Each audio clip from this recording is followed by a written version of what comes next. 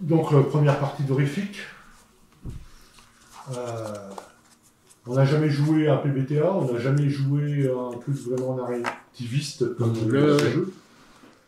Au niveau narration, c'est... Ce que je vous propose, déjà, globalement, vous en pensez quoi? Alors, moi, j'ai trouvé ça très sympa. Après, j'ai trouvé qu'il y a eu deux parties qui ont été vraiment plus distinctes. La première, ça a été la mise en route. On cherchait des informations, on a essayé de faire des trucs. J'ai eu l'impression, après, comme tu disais, que peut-être on s'éparpillait un petit peu trop dans des trucs qui étaient trop personnels. Et puis, après le repas, on a été beaucoup plus... alors, je dis pas synthétique, mais on a été beaucoup plus dans les scènes. Plus au but. Plus au but. Et ça, je pense que ça donnait plus de fluidité. Je pense que c'est ce qu'il faut faire. Voilà, c'est ça. Mais ça n'a pas été forcément évident de... c'est voilà. la première partie qu'on fait. Voilà, mais je trouve c'est intéressant. Et puis, après, voilà, on est aussi dans un fonctionnement horrifique Lovecraft, c'est-à-dire que les personnages ne sortent pas indemnes de quelque chose, quoi. Lovecraft, t'en as pensé quoi? Non, c'est bien. Ça, franchement, c'est bien. Ouais, c'est pas ça. Ça change. Ah ouais, ça change. Ça change et je trouve que c'est intéressant aussi parce qu'à un moment donné, on va dans ce qu'on va mettre en scène, nous, on est obligé de tenir compte aussi quelque part de ce que les autres apportent. Faut pas que ce soit, parce qu'il ne faut pas que ce soit complètement déconnant dans la narration. Ou alors si ça peut être un élément qui est complètement inapproprié et ensuite après le maître de jeu il a réussi à en faire un truc, ou alors toi-même tu réussis à en faire. Voilà. Je crois que par contre je pense qu'effectivement en fait on sait pas trop ce qui se passe, ce qui est possible. Mais moi non plus. On ne sait pas. Voilà. Tu sais jamais. On ne sait pas. Après, dans les nouvelles dans de... Dans les nouvelles de Lovecraft, tu ne sais pas trop ce qui se passe, en fait. En fait, tu ne sais jamais, en fait, dans les nouvelles de Lovecraft. Tout à fait. Quand tu regardes les nouvelles de Lovecraft, effectivement, à la fin, tu ne sais pas trop ce qui s'est passé, en fait, dans l'histoire. Tu prends la maison de la sorcière, par exemple. Ouais. Comme elle se termine... On ne sait pas trop. Dans l'affaire Charles Dexter Ward, je ne me rappelle plus comment ça se termine exactement. En fait, oui, ici, il y a des espèces d'incantations, machin, etc. Oui. Il se passe un truc un peu apocalyptique, mais on ne sait pas. On ne sait pas quoi. C'est la fin. C'est la fin. La couleur tombée du ciel, ça rend les gens complètement dingues, et puis un jour ou l'autre, elle disparaît. Si je me rappelle bien. Oui. La couleur tombée du ciel. C'est ça. C'est ça.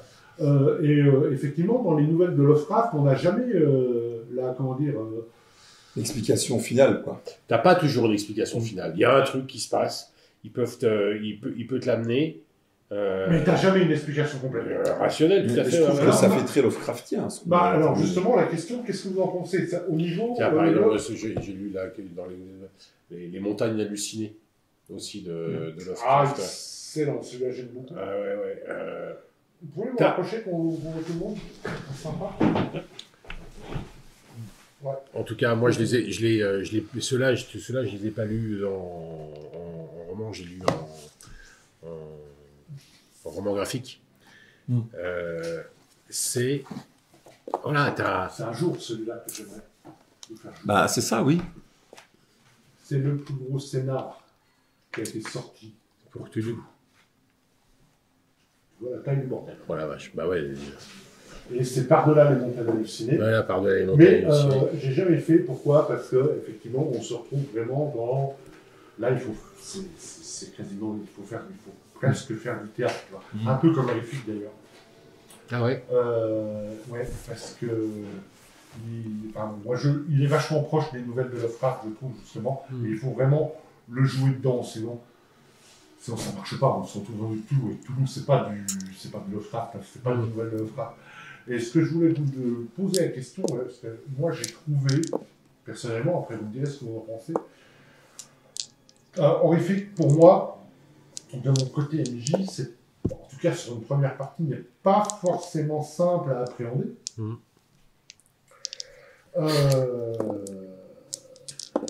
Mais surtout au début, parce qu'après on commence à avoir une idée d'histoire, machin, et puis très honnêtement, on a tous, à un moment donné, à peu près la même idée du peuple serpent. Quoi. Oui, complètement. Oui, Alors là, oui, oui, là, c'est- tu dis, on est bien d'accord. Hein. Tu te dis, Ouais, t'as ouais, ça, ouais, c'est serpent, bon, lézard, la Mais au poétique. départ, quand on a commencé à jouer, Ouais. j'avais pas du tout Ouais. une idée dans ce sens-là, donc j'avais pas d'idée du tout. Et je pense pas que vous ayez. Ah, pas- Au départ, je pensais que c'était une dégoule. Quand elle a commencé à rentrer dans... Ouais. ça aurait pu. Ça aurait pu, mais en fait, voilà, la narration. Et je trouve que finalement, par rapport à une nouvelle de Lovecraft, Ouais. je trouve que ça émule quand même vachement bien le genre. Quoi. Ah oui. Mais il faut effectivement, et c'est pour ça, et à mon avis, c'est pas anodin, le coup du pacte de début qu'on se dit, bon, ok, un pacte à la, on va dire, allez, je vais être un peu vulgaire, on va dire un pacte à la con, mais en fait, je pense il est vachement C'est très bien fait. nécessaire. Hein. Oui, c'est bien fait. nécessaire parce qu'en fait, il pose la base de ce qu'on va jouer. Et on va pas jouer autre chose que ça, on va pas jouer des sauveurs, on va pas jouer Non. des enquêteurs, on va pas jouer des investigateurs, on va jouer des mecs lambda pris en fait dans une histoire d'horreur. Et je trouve qu'on est quand même pas mal effectivement dans une histoire Lovecraftienne, et je trouve que ça marche pas si mal que Et ça. ouais, petit à petit, tu t'enfonces, tu vas effectivement, tu dis jouer pour voir comment le personnage va inexorablement plonger dans l'horreur. T'arrives sur l'horreur à la fin, quoi. Ouais, c'est Dans le manoir, tu peux regarder des portes, des échiquiers, le truc, on se retrouve. Ouais, là, c'est Et alors par contre, horreur. vous allez me dire après ce que vous en pensez, mais moi, c'est pas un jeu pour, comme on disait tout à l'heure, c'est pas un jeu pour débutants. Non. Ah non, non, c'est pour Je pense que tu t'en sors pas. Non, c'est pour joueurs avec de l'expérience et des joueurs qui connaissent. Le monde, au moins, les Parce œuvres que de Lovecraft. dans la description du jeu, et c'est là je suis pas tout à fait d'accord avec eux, c'est qu'on nous dit vous n'avez pas besoin de connaître en fait le monde de Lovecraft pour jouer, Si, quand même. parce que par rapport si, parce qu'à mon avis c'est quand même le monde de Lovecraft en fait les nouvelles d'horreur c'est quand même assez particulier. C'est pas des nouvelles d'horreur, c'est pas du Clive Baker, c'est pas non. c'est quand même c'est pas du comment il s'appelle L'autre là. il est hyper connu Non. celui qui a fait Misery, Stephen King. Oui, Stephen King. C'est pas du Stephen King. Ah non, pas du tout. Et si on veut vraiment jouer, et je pense que le jeu est effectivement calibré pour faire du Lovecraft. Quoi. Et je pense qu'il faut quand même Il faut connaître du il Lovecraft. faut une culture littéraire de Lovecraft. Et avoir joué à Toulouse, ça ne suffit pas, parce Non. que Toulouse, ce n'est pas du Lovecraft. Oui, tout à fait. C'est clair que Toulouse, c'est autre chose. Ouais. C'est dans un monde, machin, etc., qui se rapproche un peu, mais on est très très loin des nouvelles de... Je suis assez, ouais. Oui, de Lovecraft. Je ne sais pas ce que vous en pensez. Si. Oh, puis tu sens bien l'horreur qui arrive. Voilà. De toute façon, ça monte en intensité parce que on voit bien que petit à petit, dès que tu ouvres, imagine, on ouvre la porte, on a tout de suite cette tension qui existe et qui fait qu'on arrive de plus en plus, entre guillemets, vers la folie, quoi. Parce que les actions, elles s'enchaînent. D'ailleurs, vous en avez pensé quoi, effectivement, du système. du système en lui-même? Le système, Moi, j'avais du mal à le cerner. Au début. le système, il aussi, est bien fait parce que la tension Oui, ça marche, parce que psychologique ça- des personnages, elle monte. Donc Et puis, on s'aperçoit d'un truc, parce que ça, je ne l'avais pas mesuré au début, je sais pas, je raconte peut-être une connerie, vous allez me dire. C'est qu'à un moment donné, il y a des... comment dire? Le coup des points d'angoisse. À chaque fois, vous m'en filez un. Et en fait, je n'étais pas utilisé pendant longtemps, parce que je n'avais pas bien compris le fonctionnement. Après, je les ai utilisés, donc permet de reprendre la main, en fait, effectivement, parce que je ne l'ai pas fait au début, parce que je n'avais pas capté. D'accord. Et du coup, comme les personnages prennent des points d'état ou des blessures, là, c'était un peu plus psychologique que blessure, on est bien d'accord. En fait, vous êtes obligé plus l'histoire avance, plus vous êtes obligé de dépenser des points d'angoisse pour pour compenser les malus des états ou des blessures. C'est vrai, parce que avec le personnage, il avait déjà quand même 2 états. Un état fébrile, une blessure, c'est déjà -2. C'est déjà -2. Donc c'est sûr qu'on va être obligé de prendre le compenser. risque de prendre de compenser avec des points d'angoisse. Et bien entendu, c'est le risque, c'est de continuer à augmenter ses blessures ou ses états. Quoi. Donc jusqu'au moment où tu es obligé soit de... Parce qu'à la fin, tu te retrouves, et puis le rythme du jeu fait qu'à la fin, tu te retrouves confronté à de plus en plus de l'horreur, donc de plus en plus, tu vas avoir des réactions, et puis finalement... Et c'est là que tu arrives, effectivement, c'est là que tu arrives à la folie. Je veux dire, c'est là où tu barres. À la folie ou autre chose, oui. Ouais, tu meurs de catatonie, Dans les 4 dernières scènes, ça s'amplifie beaucoup plus que dans les 2 premières. Forcément, ça c'est le principe. Mais c'est ça, mais l'intérêt, on a mieux compris le fonctionnement dès qu'on est arrivé à... C'est vraiment le principe du jeu. Et ça, j'aime bien parce que tu sens quand même, enfin je sais pas vous, mais tu sens quand même la montée, effectivement. Ah ouais, l'histoire du truc. C'est pas mal, ça. De l'horloge, c'est bien. Ça marche ouais, c'est bien, c'est plus les temps courent, et c'est là où tu te fais. Ça accélère à la fin, quoi. Ouais, ça accélère. Alors, tu remarques que les cadrans sont de plus en plus petits. Ouais. En fait, ça ne veut rien dire qu'ils soient plus petits. Hein, parce non, on est bien d'accord. Techniquement, il n'y a aucun effet. Tu vois le truc que finalement, les cadrans qui sont plus petits, tu vois quand même, tu as l'impression de voir cette accélération. Alors normalement, j'aurais pas dû vous faire la conclusion avant minuit, si tu veux, de l'horloge. D'après les règles, exact. Mais honnêtement, je pense que il vaut mieux que le maître de jeu, en fait. Mais là, c'était minuit. On fait c'est le dernier truc. Non, mais on l'avait pas mis. On était. D'accord, ok. Il en manquait un. Mais à la limite, quand je pense qu'il ne faut pas être bloqué par la règle, si tu veux. Oui.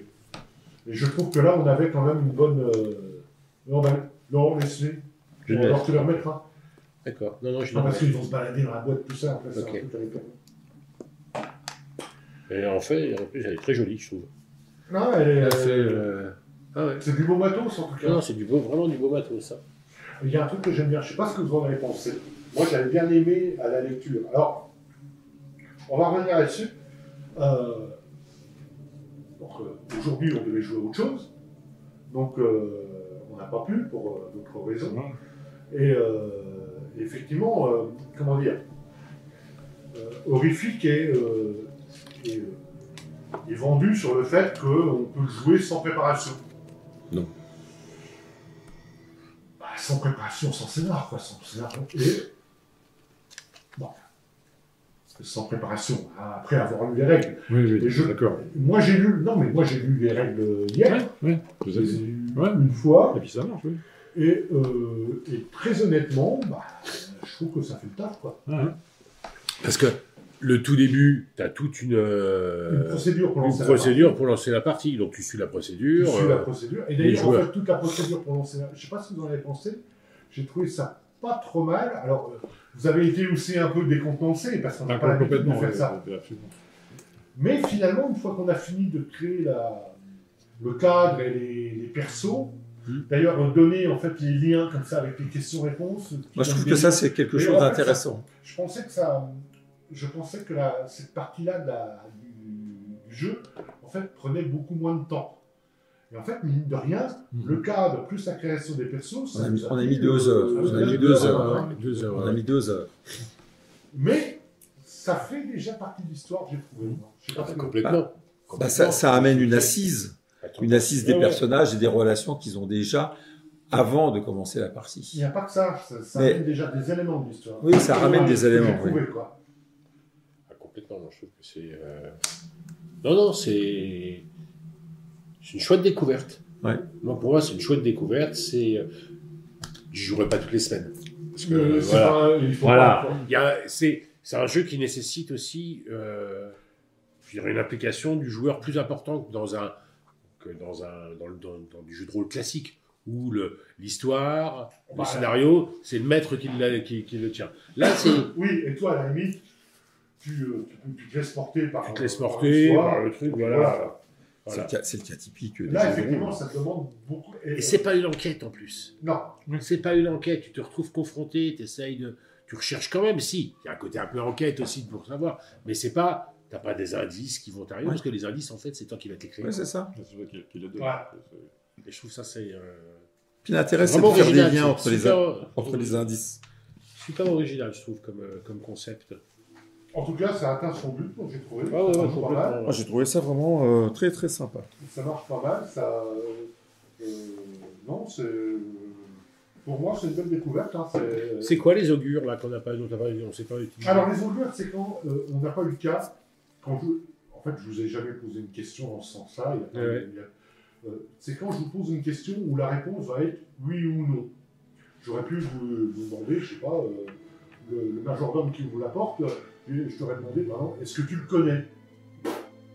Bah oui ou non? Bah non, mais tu sais pas si tu le connais. Éventuellement, tu vas peut-être pouvoir me répondre oui ou me répondre non, ou me dire, T'en dire. Dans ce cas-là, tu tires une Oui. augure. Oui, et bien t'as d'autres trucs. T'as non, Ouais, et c'est ça. t'as oui. Non, mais. Non, et. Par exemple, non, non. mais j'en ai déjà entendu parler. Oui. D'accord. Oui, et. Oui, mais. Oui, et je le connais, c'est un gros fumier, par exemple. Ouais. Je sais pas, ça peut être n'importe quoi. Il a tué sa femme. Bizarre. Ah bon? Oui, bah, par exemple, oui, et Ouais. il a été condamné pour meurtre. Il est sorti de prison il n'y a pas longtemps, par exemple, tu vois. C'est ça, les augures. On n'a D'accord. pas beaucoup utilisé les cartes de comment ça s'appelle, là, celles qui sont d'étrangeté. L'étrangeté, ouais. Mais c'est juste, en fait, les cartes d'étrangeté, c'est juste pour donner, en fait, Ouais, de l'inspiration. ouais. Et je trouve qu'on a pas eu besoin, parce que ça a bien roulé comme ça. En conclusion de tout ça, je dirais que c'est C'est une belle découverte. ouais, c'est une belle découverte. Comme tu dis, Guy, j'y jouerai pas toutes les semaines, hein, ça c'est bien, c'est clair. Non, et puis c'est un jeu où tu joues pas nombreux. Hein 4, c'est bien là. 4, c'est. ouais, je vais venir là-dessus aussi, effectivement. Le nombre de joueurs, Ouais, c'est important. là on est 3 joueurs. C'est le bon, je crois que c'est le bon timing. On est 4 joueurs parce qu'en fait, dans le jeu là, je trouve que le maître de jeu il se est rapproche plus plus du joueur que du maître de jeu que Ouais, dans un jeu classique.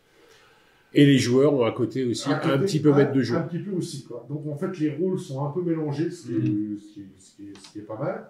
Alors ça, c'est un peu le principe du PBTA. Hein, mais en nombre de joueurs, 3 joueurs, je pense que c'est pas mal. 4, c'est déjà limite. Hein, Là, Pas 4, plus de- En fait, je le pense jeu est ils disent, c'est prévu entre 1 et 5 joueurs. maître compris. Mettre compris. Ouais, bah voilà. Parce que tu as des règles pour jouer en solo, éventuellement, c'est deux. Ah ouais. Ouais. Mais entre 1 et 5 joueurs, mettre compris, donc 1 de plus, et je comprends pourquoi, en fait, il n'y a pas plus de 5 joueurs, enfin, pas plus de 4 joueurs plus le maître, parce que ça rapporte. Après, ça va tourner ça va un peu tourner au guignol, quoi. Oui. Enfin, pas au grand guignol, ça va se mélanger, Ouais. ça va partir Après- un peu dans tous les sens. Après, 4 joueurs à la table ici, c'est 4 fois plus de liens que 3. Et c'est plus compliqué. Moi, je trouvais qu'à 3, on a un lien avec chaque personne et c'est bien. Mais à 4 aussi, t'as un lien avec Oui, une mais d'un personne. autre côté, regarde, toi, tu as un lien avec moi j'ai un lien avec lui et vous avez un lien chacun. Ouais, ouais. C'est pas j'ai un lien avec toi, j'ai un lien avec lui, et ainsi de suite. On a vraiment un lien particulier avec une personne, et l'intérêt, il est là. Mais je trouve que 3, c'est bien. Bon, en tout cas, ça a bien marché. Bah, moi, j'ai Oh, adoré. ça a super bien marché. Ouais, c'était pas mal, quoi. Ah oui, alors tu vois, par exemple, là, je savais pas. Tu aurais placé, parce qu'il y en a certains, peut-être, qu'au J'ai niveau de la percuté ça- après. C'est pas grave, mais hein. je pense C'est qu'on pas peut- grave. C'est pour ça que tu dis, effectivement, quelques années plus tard, tu peux très bien faire Mais, un bond dans moi, le je trouve temps. que c'est intéressant. Oui, un bond Genre, dans par le temps. exemple, vous arrivez effectivement, qu'on a vu, vous rencontrez effectivement Firmin, comme il était dans la première étape que vous avez Ouais. vue. Rien ne vous empêche de quelques années plus tard. Ouais. Et là, l'histoire prendra une autre dimension. Exactement. Ça n'a rien à voir avec ce qu'on a joué. Exactement. Rien du tout, quoi. Ouais. Et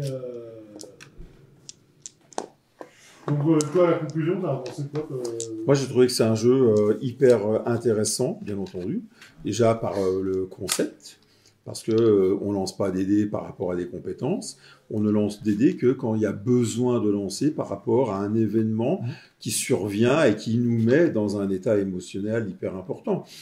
Et c'est ça qui est intéressant. Et je pense que ça augmente en intensité parce que le fait d'avoir des états qui vont nous tomber dessus, l'intérêt, c'est voilà, il va falloir composer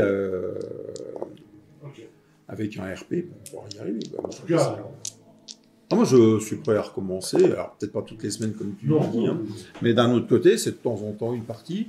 Voilà, c'est pas mal. Après, on comprend un peu mieux le concept. Ce qui est intéressant, effectivement, c'est que ça nécessite quasiment pas de préparation. Non. Moi, j'avais pas de scénar. Je me suis dit, c'est la première fois que je fais un jeu où j'ai pas de scénar. Il n'y a pas de scénar. Le scénar, tu te le construis. Il se construit avec les joueurs. Moi, c'est pas mal. Ah, c'est bien. Hein. C'est vraiment. Au début, ça, j'avais un peu. C'est déstabilisant. Ouais, complètement. Hein. Je sais pas trop où on allait, mais bon. Ouais. Moi, je t'avoue, je t'ai dit, hein, quand j'ai commencé, je dis, j'ai fait parce que j'avais envie de tester, mais j'étais sceptique, quoi. Ouais. J'étais sceptique sur le côté ludique, le côté plaisir que je pourrais prendre à jouer. Voilà, en disant plus tard. Mais en fait, tu prends plaisir parce que tu as le côté rôle. Enfin, je veux dire, il y a le roleplay et toi aussi, en tant que joueur, ce qui est intéressant, c'est que tu vas amener des éléments qui vont créer l'histoire, quoi. Tu fais pas juste rentrer dans les pas de ce que le maître de jeu t'emmène.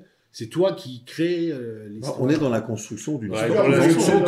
Dans la construction, enfin, je veux dire, collégiale, coopérative. Il y a un côté coopératif dans ce.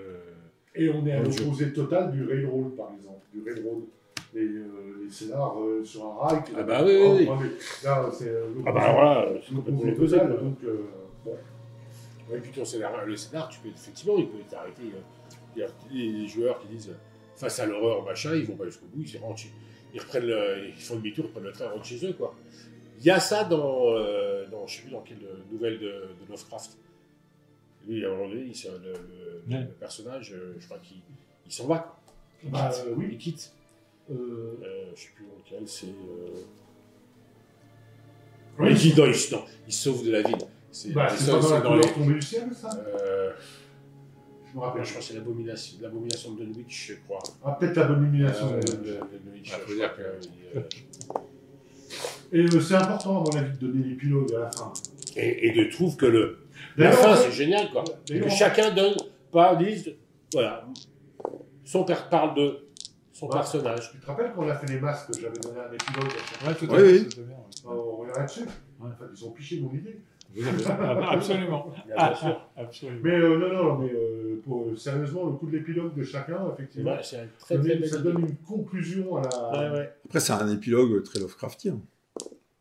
C'est le but, c'est vous qui le racontez. Oui. Parce qu'on aurait pu dire, moi je raconte, je rentre chez moi tranquillement, je vis mon machin, et puis basta. Non, c'est pas. Oui, sauf que l'obscurité a le dernier mot. Et voilà, oui, bien sûr. Il était rentré chez lui. Il vivait sa meilleure vie parce qu'il ne s'était jamais aperçu qu'il était dans un asile. Oui, par exemple. Ça peut être aussi. Par exemple. Ouais. Exactement. Tu vois, tu peux avoir ce genre de choses. Donc en fait, n'importe qui peut raconter n'importe quoi, on s'en fout. Bon, il faut rester quand même un peu dans le cadre. Bon, en tout cas, moi j'ai beaucoup aimé. J'ai beaucoup aimé. Déjà, si un jour, quand on fera une partie, on sera moins perdu.